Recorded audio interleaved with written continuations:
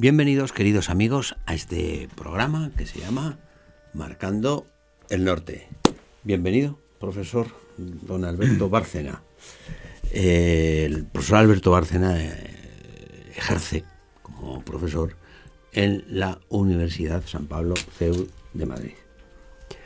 Es una autoridad en una serie de cosas, pero sobre todo en masonería. Autor de un libro que se titula Iglesia y Masonería, las dos ciudades, publicado por la editorial San Román, y llevamos ya unas cuantas semanas hablando sobre la masonería, y hemos dejado para el final, porque este sí que es el último programa. Todo tiene un final. Ya no le engaño más. Este sí que es hemos dejado, yo no sé si usted estará de acuerdo conmigo, que va a ser el tema, yo creo que es el tema desde un punto de vista social más importante, que es la relación entre la vida y la masonería. ¿Está usted de acuerdo? Bueno, tan de acuerdo que uno de los apartados de mi libro se llama así: La batalla por la vida. O por la muerte. Cultura de la muerte, en sentido contrario, es de la que habló Juan Pablo II también, ¿no? Tiene usted la palabra. Bueno, pues en el siglo XIX veíamos en algún programa anterior cómo hablaban ya, la masonería hablaba de la reforma de la familia. Y se trataba en aquel momento de introducir el matrimonio civil, la enseñanza laica. Sí. Eso va marcando, por supuesto, a las generaciones jóvenes. Sí. Eso está muy denunciado por todas las encíclicas, concretamente en Humanum Genus. Pero en el siglo XX vemos cómo han tenido la masonería también una influencia en esa batalla por la vida de la que habló Juan Pablo II, un papel muy importante. Vamos a centrarnos en un aspecto muy concreto, como fue la aprobación de la ley del aborto en Francia en 1974. No, de las cosas fueron deprisa, porque unos años antes no estaban legalizados ni los anticonceptivos, que se legalizan mediante una ley que lleva el nombre de otro diputado masón, Neuwirth, la ley Neuwirth, que lo que introduce es eso. A partir de ahí, eso lo cuenta Maurice Queye, uno de esos masones franceses arrepentidos, uno de los dos, que ha escrito su experiencia, cuenta cómo él, como masón y como ginecólogo que era, ¿no? Vivió esta situación y ya desde su conversión lo cuenta horrorizado de las políticas en las que él había entrado, desde su logia, ¿no? Aparte de hablar de cómo le amenazaron de muerte dentro de su misma logia, ¿no? Y dice que, claro, que cuando se legalizó la ley Neuwirth, que legalizaba los anticonceptivos, cuando se promulgó la ley, él ya estaba practicando esterilizaciones, y aplicando toda clase de sistemas anticonceptivos, a pesar de que la ley francesa de entonces a la esterilización la calificaba de automutilación y por tanto era absolutamente ilegal. Estamos hablando de la Francia de la segunda mitad del siglo XX, ¿eh? Sí, sí. Esto ha ido muy deprisa. Sí, parece que... Y claro, cuenta Maurice Queye en su libro cómo la masonería ha estado detrás de todas estas políticas, el cambio de las costumbres, la disolución de la familia, etcétera, etcétera. Dice que luego él, claro, comprendiendo el horror en el que había colaborado, pues lo ha denunciado, ha tenido el valor de denunciarlo. Pero claro, si avanzamos unos pocos años, no muchos, más, y llegamos al 74, que es el año de la legalización del aborto en Francia, nos encontramos con que la ministra Simone Veil, que es quien saca esa ley adelante, pues tiene entre sus asesores ni más ni menos que al gran maestro del Gran Oriente de Francia, que es otro médico, Pierre Simon, que sin pudor ninguno publica un libro poco después que encima tiene la desfachatez de titularlo La vida ante todo. No se ha traducido al español y además tuvo muy poca difusión porque la propia masonería lo retiró. Era ir demasiado lejos en contar todo esto. Pero el libro se llama De la vie avant toute chose. La vida ante todo. Claro, tú con ese título te crees que a lo mejor vas a coger la obra de un provida, ¿no? Sí. ¿Esto? Y bueno, el libro no lo puedo explicar, o sea, hay que verlo, ¿no? Por lo menos ojearlo para entender de qué va. Y es muy importante esto que voy a decir, porque este hombre, hablando de la vida, o de lo que él entiende por vida, dice lo siguiente, y cito de su libro, textualmente: amar verdaderamente la vida, verdaderamente, respetarla, implica muchas veces el deber y la valentía de rechazarla. O sea, que disponemos de la vida. Hacemos lo que nosotros consideremos oportuno. Si la amamos verdadera, si la amas de verdad. De verdad. Tienes que tener el valor de rechazarla a alguien. Y sigue diciendo, el nacimiento de un niño que sea anormal sin remedio posible, 2 puntos, entrecomillado, dejar morir. Y se pregunta retóricamente, ¿no es preservar la vida? O sea, que matar al niño anormal es preservar la vida. Entonces, ¿qué entiende usted por eso? ¿Qué es la vida para usted? No la del ser humano. No, es otra cosa. Vamos a ver qué entiende él por vida. Pero antes de meternos en lo que él entiende por vida, dice, sin pudores ya digo, en el mismo libro, la ley Bale, la de la ministra, es una gran victoria de la masonería sobre el pensamiento judeo-cristiano. Es decir... Oiga, no se corta un pelo, ¿eh? No. Esto es ir a saco, directamente. Y además... Repita usted eso. La ley Bale, recuerdo al que le haya llegado tarde a oírlo, ¿no? Es la ministra que introduce el aborto en Francia. Es una gran victoria de la masonería, lo dice el gran maestro, sobre el pensamiento judeo-cristiano. Pues ya está. ¿Para qué le vamos a discutir? No vamos si usted lo dice. Con lo cual, si la masonería blasonaba de ser quien trajo la democracia, indiscutiblemente en la Revolución Francesa participó de forma muy activa, aquí de lo que está blasonando es de introducir algo tan progresista, entrecomillando la palabra, como el aborto. Bueno, este libro, digo, fue retirado porque la propia masonería entendía que este señor se había extralimitado, porque una cosa es ciertas estrategias que se siguen ahí dentro, esta ley se planchó en su logia, lo cuenta también, pero otra cosa es contarlo en un libro. ¿Qué entiende este señor por la vida cuando dice que hay que tener el valor, si la amas verdaderamente, de rechazarla? Sí. Bueno, pues de este tema se ha ocupado, una vez más surge hoy en esta serie de programas, el cardenal Ratzinger, que en el año 95, horrorizado ante las declaraciones de este gran maestro médico, plantea en una publicación suya, en Dolentium Hominum, plantea el gran desafío con el que se encuentra la humanidad ante una nueva concepción de la vida. Esto es nuevo completamente y aterrador. Sí. Lo dice él, así de claro. Y cito, esto es ya Ratzinger. Es impresionante leer algunas afirmaciones de un médico francés que ha sido gran maestro de la Gran Logia Masónica de Francia. Esto no lo dice por casualidad el cardenal Ratzinger. Introduce este dato. Siendo cardenal. Cardenal. Que preanuncian una medicina concebida como proyecto de cambio de la vida del hombre. Y aquí el cardenal cita otra vez a Pierre Simon, a quien yo acabo de citar. Lo que leo a continuación, por tanto, es del gran maestro. Si la gran victoria de la medicina en el pasado fue la de hacer retroceder la muerte, la segunda victoria será la de cambiar la noción misma de vida. Claro. Esa es la gran victoria, la que viene ahora. Amar verdaderamente la vida. Suprimirla. Claro. La vida humana, sigue diciendo Pierre Simon, pierde hoy el carácter absoluto que tenía en el Génesis, o en Aristóteles, o en Buffon, para ser un concepto que se modela y desarrolla conforme a las leyes, a las ideas, al conocimiento. Es otro concepto. No es un valor absoluto. Lo dice él. Y sigue diciendo, la vida es lo que hacen los vivientes. Vivir la vida. Por eso el amarla, yo amo mucho la vida, soy un vitalista, porque me lo paso bomba siempre que puedo. Ese es el concepto que él ya que el destripador, que se lo pasaba muy bien, pues era un amante tener un amor a la vida extraordinario, ¿no? Si era un disfrutón, pues... si disfrutaba... La vida es lo que hacen los vivientes, dice Pierre Simon. Es la cultura la que la determina. Claro. Y sigue. Y nosotros somos muy conscientes de que esta batalla no es solamente técnica, sino más bien filosófica. Y aquí el Papa, yo les he copiado a los papas esta técnica.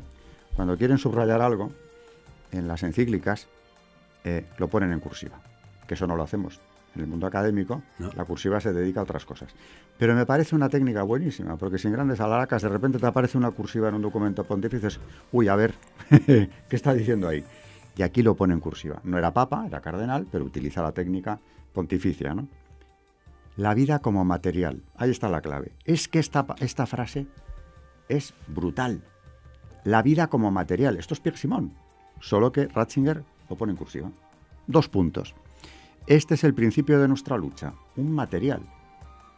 Aquí está justamente la idea motor, plantear el principio según el cual la vida es un material, Claro. en el sentido ecológico del término.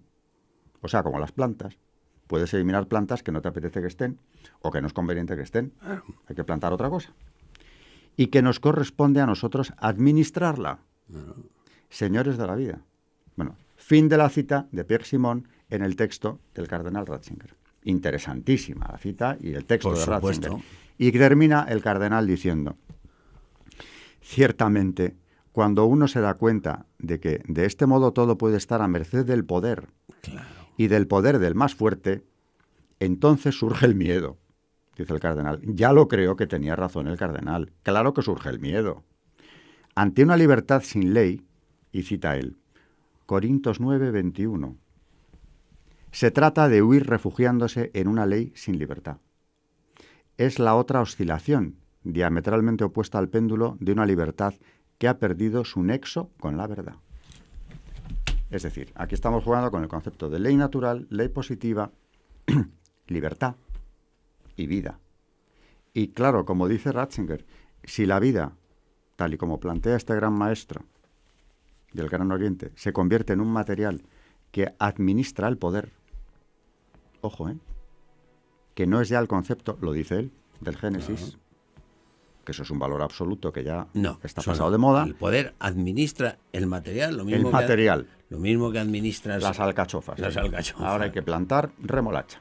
Sí. O sea, la vida de estos no no nos interesa. interesan alcachofas. Tenemos que utilizar otro material. Entonces, dice el cardenal, surge el miedo. ¿Cómo no va a surgir? El miedo no, el pánico. Lo que provoca que huyan tanta gente de sus países, ¿no? Es que usted dice que ha plantado después de las alcachofas remolacha. No, pues, que da mucho oxígeno al aire, dice. Sí, pero vamos, plantas la remolacha y cuando la remolacha se entera de lo que han hecho con las alcachofas, dice, oiga, ¿y por qué a mí no me va a tocar lo de las alcachofas? Le salen piernas a la remolacha. Claro, lo que dice Ratzinger. Te entra el miedo. Y esto lo dice el año 95. Que luego ha habido mucho recorrido en esto de la vida, Sí, sí. Pero nos quedará poco tiempo, supongo. No, todavía tenemos casi la mitad del programa. Decía Juan Pablo II en una encíclica que para mí quizá, no sé, yo no soy quien para decirlo, pero para mí, si no es la más, es una de las más importantes del siglo XX. Evangelium Vitae. Sí. Valiente, trascendental y yendo al grano en el tema esencial. He dicho sí, pero podía haber dicho como... No, podía haber dicho como decía Juan Pablo II. Bene. Pues bene. Vamos, no tiene desperdicio. Es una encíclica que hay que leer varias veces con detenimiento, porque aquí no estamos hablando, como decía Juan Pablo II, de moral ya. Si ya no es ni de moral, estamos hablando de derechos humanos fundamentales, que son los que él se propuso defender, claro. Y defendió.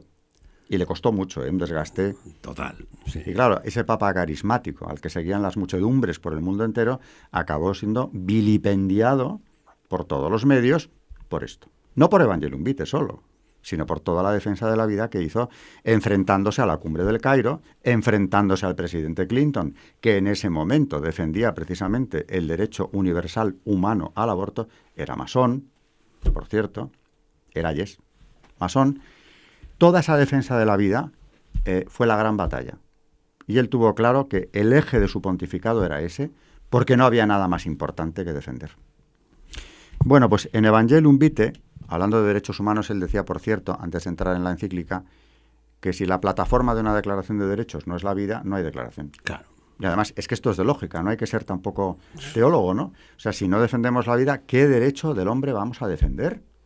Bueno, la vida como material, que decía Pierre Simon. Dice, vamos a ver el partido. Dice, no hay partido, no. ¿Qué vamos a ver? Vamos a votar, porque si usted no tiene derecho a vivir, sí, claro, ¿para qué votar? Usted ya veremos en qué condiciones se le permite vivir Muy o no. bueno esto, ¿eh? Esto es bárbaro. Sí, sí.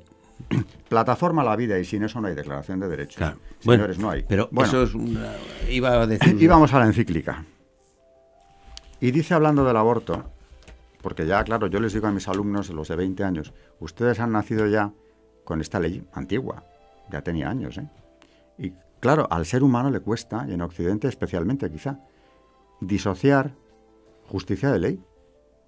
La ley puede ser muy justa y totalmente ilegítima, pero ellos ya han nacido con eso. Y eso tiene una proyección didáctica, incluso la ley es didáctica. Te enseña, esto es ley. Bueno, pero Juan Pablo II, que convivió con esto, no le dolían prendas en decir las cosas, y dice lo siguiente: si es muy grave y preocupante el fenómeno de la eliminación de tantas vidas humanas inocentes, siempre recalcó eso, inocentes, o próximas a su ocaso, que es lo que viene ahora, no menos grave e inquietante es el hecho de que a la conciencia misma, casi oscurecida por condicionamientos tan grandes, le cueste cada vez más percibir la distinción entre el bien y el mal. Lógico. En lo referente al valor fundamental mismo de la vida humana. Es decir, si es grave la eliminación física de tantos seres humanos inocentes, no es menos grave el que la conciencia colectiva haya llegado hasta este grado de depravación, porque no se haya capaz de reconocer la verdad, que es lo que él dice aquí. Y sigue diciendo: pero nuestra atención requiere concentrarse en particular en otro género de atentados relativos a la vida naciente y terminal, que presentan caracteres nuevos respecto al pasado y suscitan problemas de gravedad singular. Esto lo pone en cursiva, además. Por el hecho de que tienden a perder el carácter de delitos y asumir paradójicamente el de derechos. O sea, lo que era delito hasta ahora mismo se convierte en un derecho. Y esto lo subraya en la encíclica de la vida diciendo, es que estamos yendo a la inversión del orden natural, hasta el punto de pretender con ello un verdadero propio reconocimiento legal por parte del Estado. Y se pregunta retóricamente el mismo Papa, ¿cómo ha podido llegarse a una situación semejante? ¿Cómo ha podido? Yo me lo pregunto todos los días, ¿eh? Claro, sí, no, es increíble, ¿no? Pero claro, siguiendo el hilo conductor que hay aquí, en este libro, ¿no? La lucha de las dos ciudades, la acción masónica y otros compañeros de viaje, claro. Entonces, claro, pues así hemos llegado, por increíble que parezca, pero apuntando a la lucha de las dos ciudades, en esa misma encíclica nos da la clave el Papa. A ver. Porque dice, en la raíz de cada violencia contra el prójimo, hablaba del aborto, se cede a la lógica del maligno. La lógica del maligno, no hay otra explicación. Es decir, de aquel que era, entrecomillado, homicida desde el principio. Juan 8:44. Esto está en el Evangelio de San Juan. El homicida desde el principio está cediendo a la lógica de él, como lo recuerda el apóstol Juan. Pues este es el mensaje que habéis oído desde el principio, que nos amemos unos a otros, no como Caín, de quien viene la gnosis, que siendo del maligno, mató a su hermano. 1 Juan 3:11-12. La lógica de Satanás. Claro. Por más vueltas que se le dé, por más que... Bueno, y cuanto más se analiza el texto del gran maestro Pierre Simon, ya hablando de la vida como material que los gobiernos deben administrar, cuanto más profundizas en eso, y luego coges la verdad, porque esto es luminoso, o sea, esta encíclica está diciendo unas verdades como puños. Pero es que además esto ya no necesita un sustento teológico, esto es la razón. Esto, como decía Pierre Simon, ya no es el concepto del Génesis, ni de Aristóteles. Bueno, pues aquí es que quien está no es solamente el Génesis. Sí. Esto es de razón lo que está diciendo, no es nada extraordinario. Es cualquier ser humano que no se haya vuelto loco, si lo pensara un rato, ¿no? Sin condicionantes. Todo lo que estás deduciendo, llega un momento en que a base de matar pierde usted la conciencia de bien, todo vale. Es un derecho. Es un derecho. Y claro, vivir así entra miedo, como dice Ratzinger, da miedo. Da miedo. No, vamos, ya le voy a decir, una cosa le ha pasado a una persona que yo conozco que le tenía un cáncer de garganta y le habían operado de la garganta, no podía hablar, y esto me lo contó a mí después, que cuando salía de la anestesia, después de la operación, oye oye decir lo siguiente, así medio dormido, y le decía a su mujer: no se preocupen ustedes, que con lo que le vamos a poner no va a sentir nada. Y entonces dice que se revolvió, cogió un pizarrín y dice: atarme al médico ese que me quiere matar, ¿no? O sea que, claro, es que dime usted, es que claro, dice, han eliminado ustedes el primero de los principios, lo han puesto en manos de unos matarifes. Aquí ya no nos podemos fiar de nadie. Claro. La vida como material. La vida como material. Es decir, disponemos de las vidas. Dice, claro, ahora yo soy remolacha, pero puedo ser alcachofa. O sea, eso no depende de ninguna instancia superior, ni de ti tampoco, claro. Ahora ya no quiero remolacha. Ya no conviene. Y como has visto lo que han hecho con las alcachofas, pues... Te toca. Te toca, ¿no? Claro, bueno, pues esta situación que se preguntaba San Juan Pablo II, ¿cómo ha podido llegarse? Es que esta pregunta... Pues por la lógica de Satanás. Y ya está. Y ahí se resume todo. Es bien sencillo, no nos volvamos locos. Lo que hay es esto. Bueno, yo creo que esto es un poco el resumen de todos estos programas, porque usted empezaba diciendo, y dice, bueno, ¿cómo empezó todo? ¿Quién empezó a iluminar esto? O al menos ellos, ¿a quién invocaban como inspirador de esta lógica de la noxis? ¿En qué bando estaban? ¿En qué bando estaban? ¿Quién es el jefe de ese bando? El maligno. A quien cita Juan Pablo II hablando del gran problema que tiene Occidente y el mundo en este momento, que es la destrucción de la vida, la cultura de la muerte de la que habló este mismo Papa, que no estaba diciendo nada extraordinario, porque esto, insisto, no es de fe, es de razón. No solo es de fe, es de razón lo que está diciendo aquí. No, es que... Y claro, ¿qué pasa? Que decía estas cosas y era pues, un carcamal, era una persona obsoleta, enemigo de la libertad, pero si esta es la libertad del hombre, si no se defiende su vida, la vida como material, que decía Pierre Simon. ¿Qué es eso? ¿No? Sobre todo porque hay una cosa, oigan ustedes, que esto de que aquí todo el mundo dice, esto es para que todo el mundo hace todo lo que quiera, sí, pero después usted ordena el tráfico. Aquí todo el mundo va a decir, sí, pero como hay atascos, después sale el guardia que ordena el tráfico. Y claro, dice, usted pasa y usted no pasa. Y al final, pues volvemos, yo para que lo acaben entendiendo también a mis alumnos les digo, leyes injustas. Aquí todos nos arrancamos las vestiduras con las del nacionalsocialismo, que eran monstruosas, sí, pero eran leyes. ¿Y qué pasa? ¿Esto es menos monstruoso? No. Ha provocado más víctimas las leyes abortistas después de la Segunda Guerra Mundial que las guerras nazis. Bueno, vamos a ver, ha habido años, porque el otro día mis propios alumnos que me traen estudios de estos, ha habido años de 43 millones de muertos. Años solo. O sea, el libro negro del comunismo son 100 millones. Eso en 2 años ya está hecho. Claro, dicen, bueno, es que... Y luego yo quiero insistir, por si alguien ha llegado tarde, ya no solamente es la destrucción de tantas vidas inocentes. Yo recuerdo a Juan Pablo II diciendo eso, no permitáis la muerte del inocente en Madrid, en su primer viaje. Sino que esto ha traído una degradación moral de la sociedad, donde además, claro, ¿cómo no vas a relativizar después de esto? Absolutamente todo.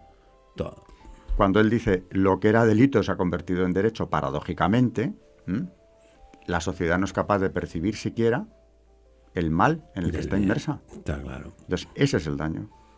¿De dónde arranca todo esto? Hombre, es la lucha del bien y del mal. Tiene 2000 años, como decía el presidente masón de México, Portes Gil, en 1928, ¿no? La lucha se inició hace 2000 años. Como era, hay 2 ciudades.